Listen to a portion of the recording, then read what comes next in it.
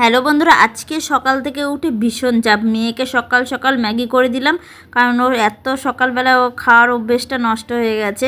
আর সকাল সকাল তাড়াতাড়ি করে রান্না বান্না করছি, কারণ আজকে আমার মেয়ের স্কুলের রেজাল্ট আনতে যাব। আমি জানি আমার মেয়ের রেজাল্ট খুব একটা ভালো হয়নি, কারণ ওর শরীর খারাপ ছিল পরীক্ষার সময়। প্রত্যেকবারই পরীক্ষার সময় শরীর খারাপ থাকে।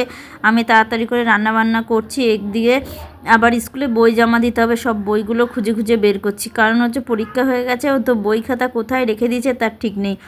তারপরে শীতকাল বলে প্রচুর জামা কাপড় অগোছালো হয়ে আছে। শীতকালে প্রচুর সবারই সোয়েটার, চাদর, সমস্ত কিছু। এদিকে ওর বাবা ওকে রেডি করছে, আমি এদিকে ওর বাবার খাবার বাড়ছি। ওর বাবাও খেয়ে কাজে বেরোবে। দেখো ঘড়িতেও 10টা 10 বাজে। তাড়াতাড়ি মেয়েকে রেডিও করছি। আর আজকে আমার মেয়ে স্নান করেনি, এসে বলছে মা আমি এসে স্নান করবে। এদিকে ওর বাবার ভাত বেড়ে রেডি করে রেখে দিয়েছি। সকাল সকাল উঠে তাড়াতাড়ি করে সব কিছু রান্না করতে হয়, একা হাতে সব কিছু আমাকে সামাল দিতে হয়। এদিকে আবার নিজেও ওর বাবার খাবার রেডি করে আমি আবার নিজেও রেডি হয়ে নিলাম, কারণ আমাকে তাড়াতাড়ি বেরোতে হবে। কারণ পেয়ারের আগেই স্কুলে ঢোকার চেষ্টা করব। প্রত্যেক দিনই তো হয় পেয়ার লাইনের আগে, নইলে পরে যাই, আর নাহলে পেয়ার লাইনের সময়।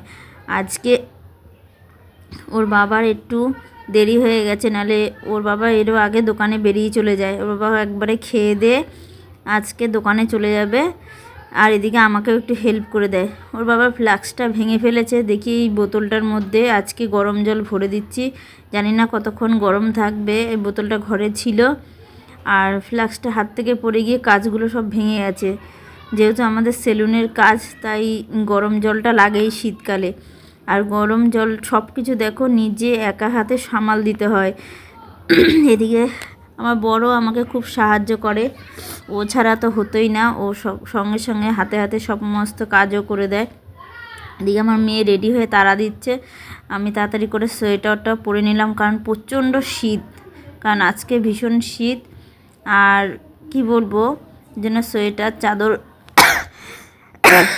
দুটোই নিয়ে নিলাম। আর এদিকে প্রচণ্ড ঠান্ডাও লেগেছে, খুসখুসানি কাশি। আর আমরাও বেরোচ্ছি, তখনই জায়ের মেয়ে বললো আমি যাব, ওর জন্য একটু দাঁড়িয়ে আছি, অপেক্ষা করছি। আর ওই দেখতে পাচ্ছ দূরে আমার শ্বশুরের চোখ অপারেশন হয়েছে, এর জন্য বাইরে বাইরে ঘুরছে। আর শাশুড়ি আমি বকা দিচ্ছে যে বাইরে ঠান্ডা হাওয়া লাগাতে না। আর এই দেখো স্কুল থেকে চলেও এসেছি। মেয়ের রেজাল্ট খুবই খারাপ হয়েছে, বললাম না প্রথম পরীক্ষাটা তো খুব খারাপ হয়েছে, এবং সেকেন্ড পরীক্ষাটা একটু ভালো হয়েছে, থার্ড পরীক্ষাটা একদম মোটামুটি হয়েছে। চেষ্টা করবে ও বললো নেক্সট বার ভালো করে রেজাল্ট করার চেষ্টা করবে।